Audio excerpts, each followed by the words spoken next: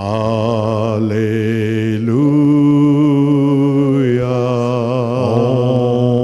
Om Mani Padme. Om Allah.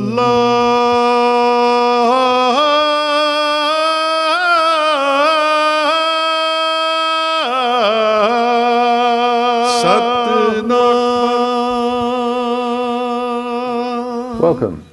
You're watching Harmony and Diversity, and we're speaking with Helen Alcock. She's the coordinator at Agape Encounter. We had a conversation with Helen last week, and we'll return to the key essence of what the conversation was about, which is actually a book she's put together called Peace, Presence and Power. And we're dealing with each of those segments. Thanks for coming back, Helen. My great pleasure.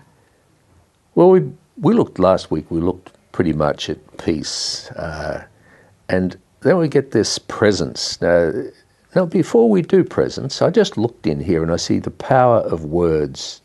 Tell us about the power of words. Well, the first thing that comes to me is my own personal experience, and then, of course, years of experience with other people, to see how some words can be imprinted in your mind, in your memory bank. And for me, there was a time when I remember making a big, it's tiny, but it was big for me, check black and white skirt that I thought was wonderful. I put it on and my mum said, "Oh, you shouldn't," and Mum didn't mean any harm, No. but just a comment, an innocent comment. She loved me, you know. Oh, they're very big checks. It just makes you look a bit like a big girl. And what did I take on? For years, I'm a big girl. Yes. Until much later on, and I just thought, just the power of that word. And I hear people who've come to me for years have said to me, "Oh, Dad told me I wasn't good enough." And I get them to listen to the truth. Childhood memories that are still affecting the adult. Absolutely. You know, memories where I'm responsible, it's my fault in abuse. Somehow they feel that it was their fault. And then, you know, those words of being accused at school, you know, like, you're hopeless, you'll never amount to anything. Yeah. Women crying, full-grown women crying because of that memory that's coming back that was unresolved from those words spoken that become like a curse over your life. It's like a curse. I'm useless, I'm hopeless, etc. Well, what would be the antidote to that curse? Because what we're talking about here is a person receiving those words on unprotected soil. Is there a way which has arisen in your mind that if we were able to do this, then the soil would not receive the seeds of that negativity so readily? What could we do? Well, if you work backwards, for instance, now where I'm at, ideally would be great right from the foundations, and I'll talk about that in a second. Where I am now, and it's taken some time, but anything takes time that's worthwhile having, and that is just taking every thought captive that I have that pulls me down, that makes me feel less than. Anything that starts to make me feel fearful, I take it straight away to the one who is a source of pure, unconditional love and safety, and say, how true. I just check it out. Please show me, how true is it that that was my fault? I'm an idiot. And I listen. The asking and listening, and listening. And because I've got into the practice of doing that now, I can hear straight away. And I just often experience a peace. It just dissolves because there's no hold there. Sure. And from the foundations, it would be ideal, in an ideal way, perfect world, with parents that are very secure in their own self-worth and value, to have had a child that is valued from the moment she's created, to have a very peaceful time in the womb.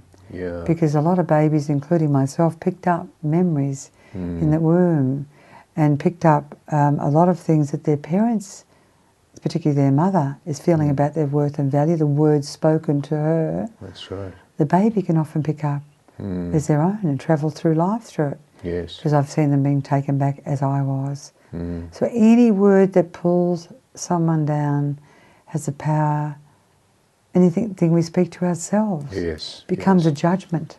And it's a judgment that sticks more often than not, unless you're terribly secure, and people can judge away and it just doesn't get there because the truth is so much stronger. Yes, those words are like a knife that cuts forever because you start to use it on yourself. Well, you either turn on others or yourself, but there's a third way.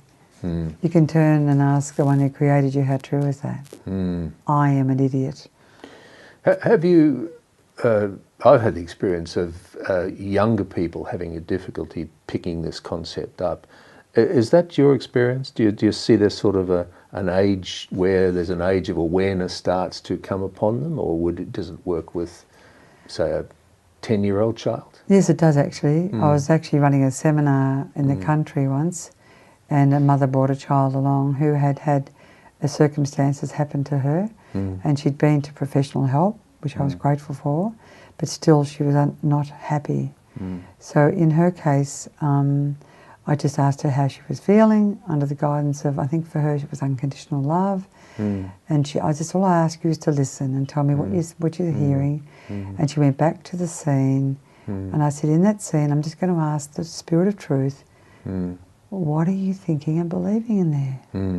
So you grab hold of what it is, and she said, oh, I'm still feeling like it's my fault. Which often happens, and I say, would you be willing to listen to the Spirit of Truth and Love who created you? What He thinks. I know you think that, so we're not negating it. And she experienced such, she said, it's not my fault. And I opened her eyes, and I said, so when you look at that memory, no, it's all gone. And she had this pain for some time, and she was profoundly changed. She said, I've never heard that before.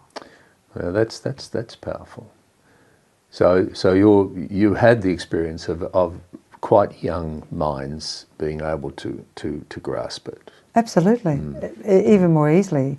If the parent is allowing, and the parent is always there, we just ask them to tell us how are they feeling as a result of what's happening in the present. The same procedure, the same steps, and then they feel the feelings. Usually, it's of shame and, not good enough or hopeless or powerless. The same things plague the young and the older. And this one particular little boy went back to a memory, and he was through some trauma. It was kind of like he was split, and he had a beautiful experience. Well, we're having a beautiful experience. We're out of time. We'll be back in a moment.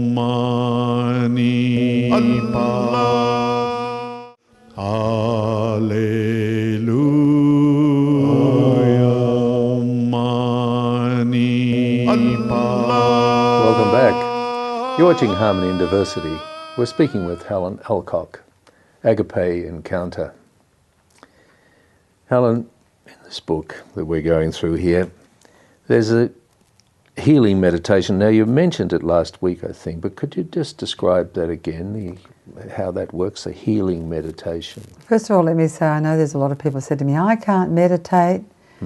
And so they could actually put in the word exercise if they want to, a healing exercise. Oh, okay, yeah. If they don't want meditation.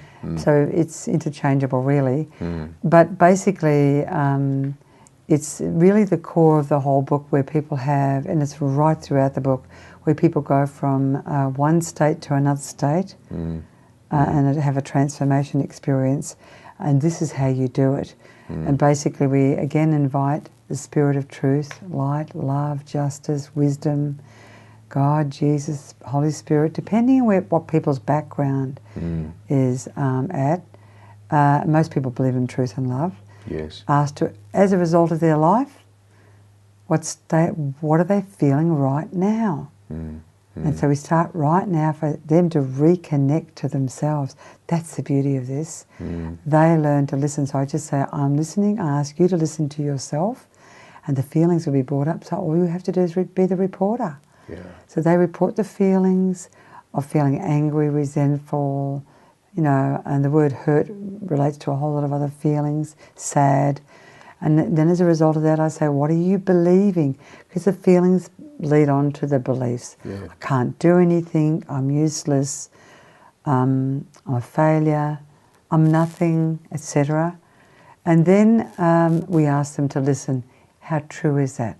Listen Yeah. to the spirit of truth. However, if they're open and they're ready, it's like slicing a beautiful sponge cake. It's so easy, and they just go, oh, it's not true. Because they're willing to listen to someone other than some condemning and judging word that's been spoken by somebody or sometime. And they just feel this extraordinary change. If they don't, then we look at what we call other obstacles and blockages, particularly the blockages, which is, as a result of what's happened, do you hate yourself? Do you hate others? And sometimes we have a sense that they don't want to live. Have you ever wished that you wanted? They'll bring it up. Death wishes, all of that's just darkness, Totally. heaviness that they feel on them. And I won't tell anyone, which is like a blockages. So they just acknowledge it and allow it to come up in the presence of love. And I just ask them to feel it, and it's heavy, it's horrible, and so they acknowledge it, and I just say, now just drop it. Let's go back and listen. What is the truth that you need to hear today?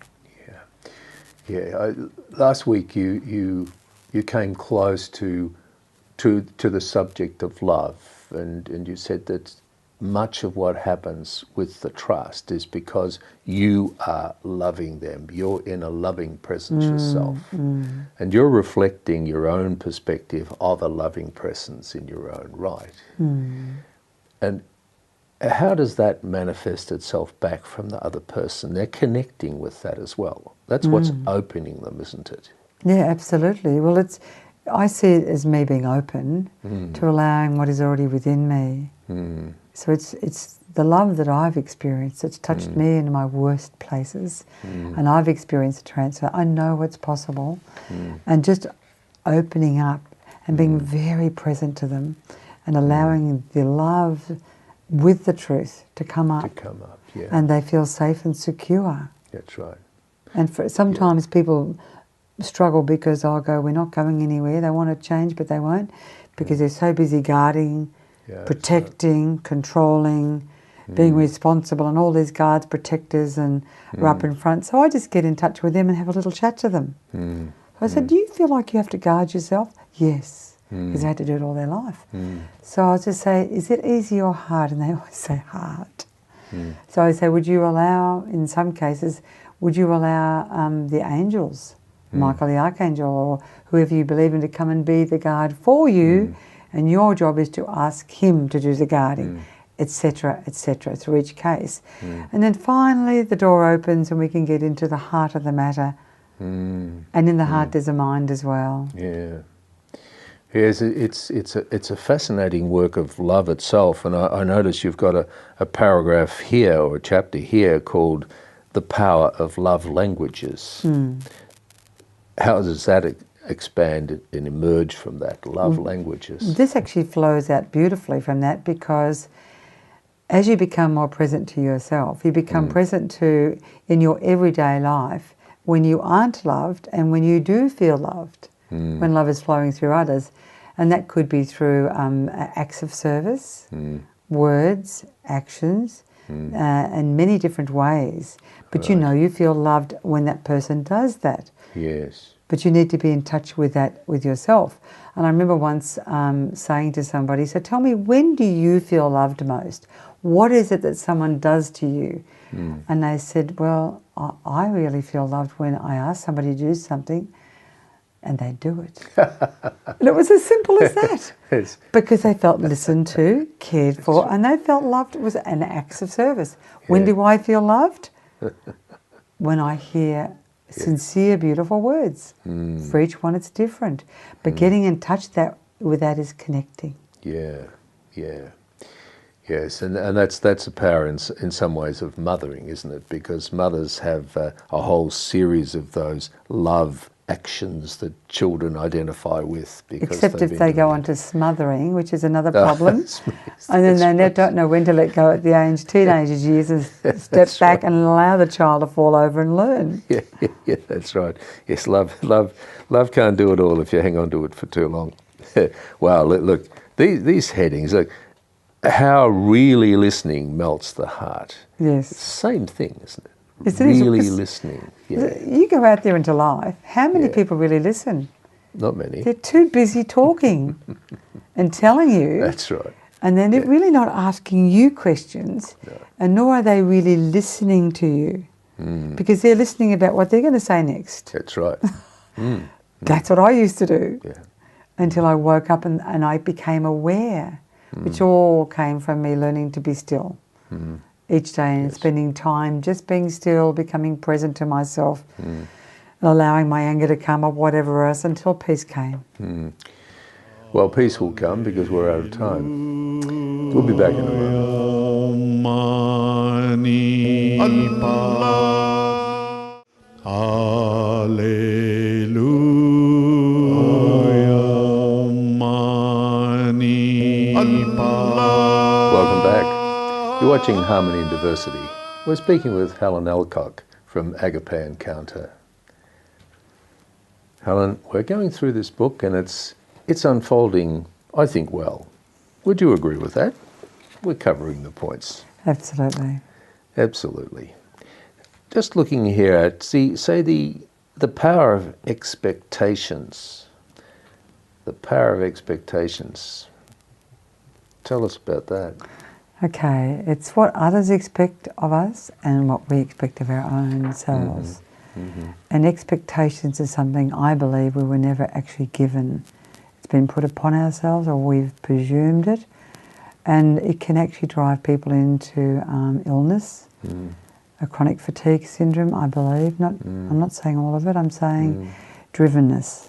I used to be driven, expecting that I would be able to make everything right in my life, and everyone right in my life. Okay. Because I felt so wrong as a child. So often in the seminars I get them to hold the word expectations, and I'll say, put it in your right hand, the word expectations, and feel it, because when people feel things it lasts with them. And I say, what does it feel like? Close your eyes and feel it. And in the left hand or the other hand put the word hope. So I just say, feel hope. They feel both expectations and they feel hope. And then they open up and they say, expectations were heavy. Hope was light. Yes. And I now know we were given hope. We hope that things were. And the only thing I find that expectations, the words, an expectant faith in the one that created is the only place that I, at the moment, feel that the word expectations should be used in a way where there is not pressure. Yeah. The other's pressure. Getting to where? To gain what? To feel how? Yes, that's right. You know? And usually it's done from fear. Is it done from peace? Hope's light and gentle. You can make mistakes, you can learn from them. Expectations can kill you. Yeah. Yeah. And when you finally do what you were expecting, you're half dead by the time you get there. And is it ever what you expected anyway? And it's what does it give you? One of the chapters is, what do I really want? You know, at the end, what are you really hoping to get from what you expect? What you expect, and you're doing this, you're expecting yourselves and others. What are you hoping for, wanting from, that's the word, at the end of it? You're wanting what? To feel like you're worthwhile? Well, you are already, but you don't yet know it.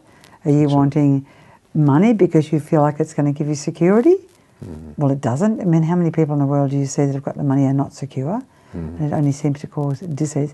Money should be used to serve us, not for us to be tied to it, and so on and so forth.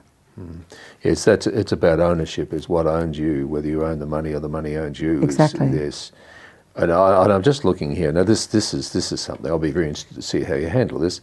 How to attract the right friends and partner. That sounds actually, this is really quite simple now. Once upon a time, I wouldn't have a clue.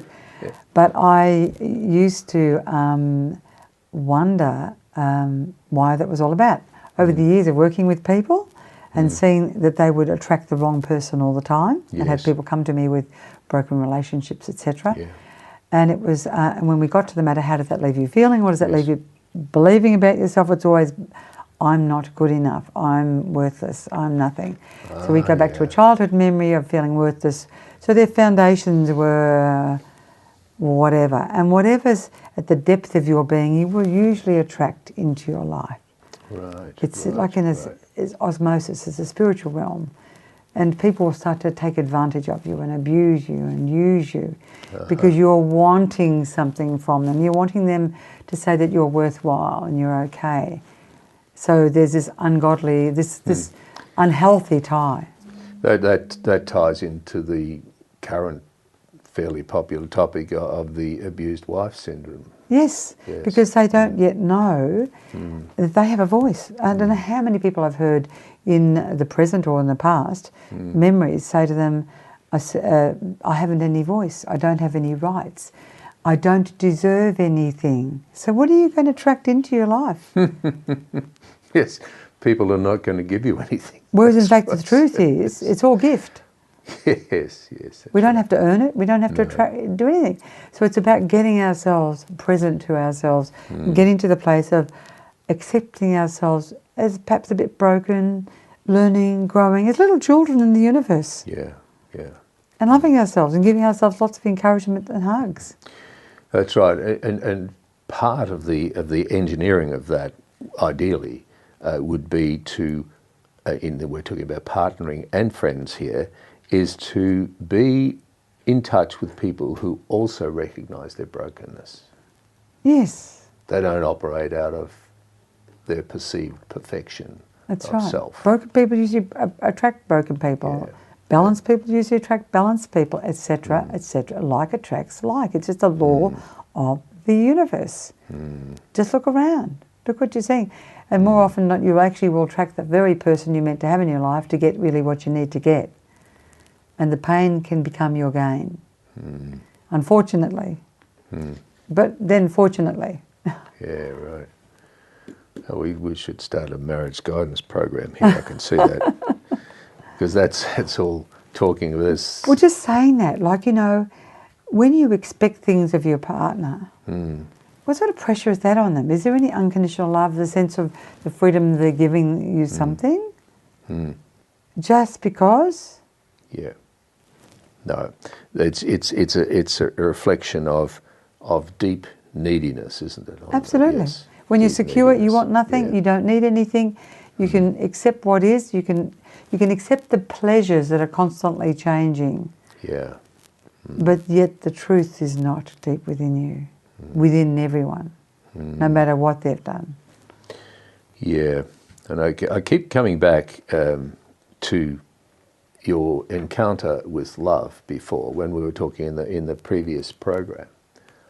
Your encounter with love was quite moving, and you sat forward and you clearly connected with it. So your work is about love, your love, and revealing love and engaging with love. Unconditional love. Unconditional love, absolutely. So That thank doesn't you, mean you Helen. have to like what people do, but You don't, yeah. but the time is out. And what I'd like to say to you deeply is thank you so much for this conversation. All right, thank you indeed, Helen. It's my pleasure. You've been watching Harmony and Diversity. We'll be back next week. Thanks for watching.